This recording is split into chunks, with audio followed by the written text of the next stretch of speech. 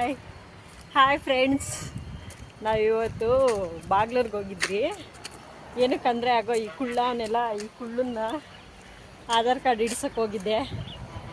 ಅಲ್ಲಿ ಬಂದು ಪ್ರೈವೇಟಾಗ ಬಂದು 600 ರೂಪಾಯಿ ಅಂತ ಹೇಳಿದ್ರು. ಆಮೇಲೆ ಶನಿವಾರ ಮಾಡಿಸ್ಕೊಂಡ್ರೆ 300 ರೂಪಾಯಿ ಅಂತ ಹೇಳಿದ್ರು. ಅದಕ್ಕೆ ನಾವು ಇರು ಒಂದು ನಿಮಿಷ ಎತ್ಕೊತೀನಿ ಬಾ.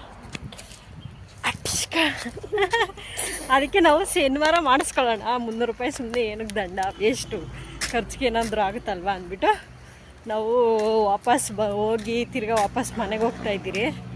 ಶನಿವಾರ ಮಾಡಿಸ್ಕೊಳ್ಳೋಣ ಬಂದು ಅಂತ. ಹಾಗೆ ಒಂದು ಫೋಟೋ ಬೇರೆ ತೆಗಿಸ್ಬೇಕಿತ್ತು, ಫೋಟೋನೂ ತೆಗಿಸ್ಲಿಲ್ಲ, ಏನೂ ಇಲ್ಲ. ಬಂದಿದ್ದಕ್ಕೆ 20 ರೂಪಾಯಿ ಖರ್ಚಾಗಿದೆ. ಬಸ್ ಚಾರ್ಜ್ ಅಲ್ಲ. ಇವನು ತಿಂಡಿ ತೆಗೆದುಕೊಡೋಂಥ ರೋಡಿಂದ ಎಳ್ಕೊಂಡು ಹೋದ್ನು. ಅಲ್ಲೆಲ್ಲ ಚೆನ್ನಾಗಿಲ್ಲ ಅಂದ್ಬಿಟ್ಟು ನಾನು ಕರ್ಕೊಂಡು ಹೋಗ್ತಾಯಿದ್ದೀನಿ. ಊರಲ್ಲಿ ಕೊಡಿಸ್ತೀನಿ ಬಾ ಅಂತ ಹೇಳ್ಬಿಟ್ಟು.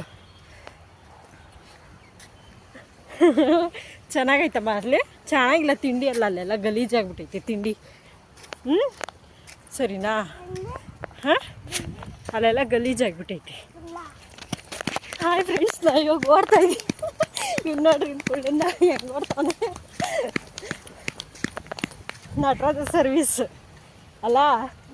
ಹಾಂ, ಇವತ್ತು ಅದಕ್ಕೆ ಸ್ಕೂಲ್ ಲೀವ್ ಹಾಕಿದ್ದು. ಆಧಾರ್ ಕಾರ್ಡ್ ಬೇಕು ಅಂತ ಹೇಳಿದರು. ಇವಾಗ ನ್ಯೂ ಜಾಯ್ನ್ ಅಲ್ವಾ, ಆಧಾರ್ ಕಾರ್ಡ್ ಬೇಕು ಅಂತ ಹೇಳಿದರು. ಅದಕ್ಕೆ ಸ್ಕೂಲಿಗೆ ಲೀವ್ ಹಾಕಿದ್ದು. ಆದರೆ ಇವತ್ತು ಏನು ಕೆಲಸನೂ ಆಗಲಿಲ್ಲ. ಸುಮ್ಮನೆ ಹೋಗಿದ್ದಕ್ಕೆ 20 ರೂಪಾಯಿ ದಂಡ ಆಯಿತು. ಹೋಗ್ಲಿ ಬಿಡ್ರಿ. ಏಯ್ ಸಾಕು, ನಾನು ಬರ್ತೀನಿ. ನನ್ನನ್ನು ಬಿಟ್ಬಿಟ್ಟು ಹೋಗ್ತಿದ್ಯಾ?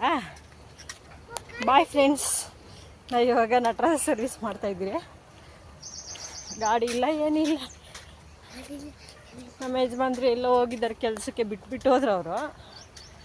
ಇವ್ನ ಎಳ್ಕೊಂಡು ಹೋಗ್ಬೇಕು ನಾನು. ಇವಾಗ ಯಾವ್ದಾರ ಗಾಡಿ ಸಿಕ್ಕಿದ್ರೆ ನೋಡೋಣ, ಡ್ರಾಪ್ ಹಾಕ್ಸ್ಕೊಳ್ಳೋಣ. ಯಾರಾದರೂ ಸಿಕ್ಕಿದ್ರೆ ಕೈ ಹಿಂಗೆ ಅಡ್ಡಿ ಹಾಕಿ ನಿಲ್ಲಿಸಿದ್ರೆ, ನಮ್ಮೂರವರಾದರೆ ಖಂಡಿತ ನಿಲ್ಲಿಸ್ತಾರೆ, ನಮ್ಮೂರು ಅಂದಿರ. ಸರಿ, ಬಾಯ್ ಬಾಯ್ ಬಾಯ್. ಮತ್ತೆ ನಾಳೆ ಸಿಗೋಣ. ಬಾಯ್. ಕಣ್ಣು ಬಿಡು, ಮುಟ್ಕೊಟ್ಬಿಡು. ಬಾಯ್ ಬಾಯ್ ಬಾಯ್ ಬಾಯ್.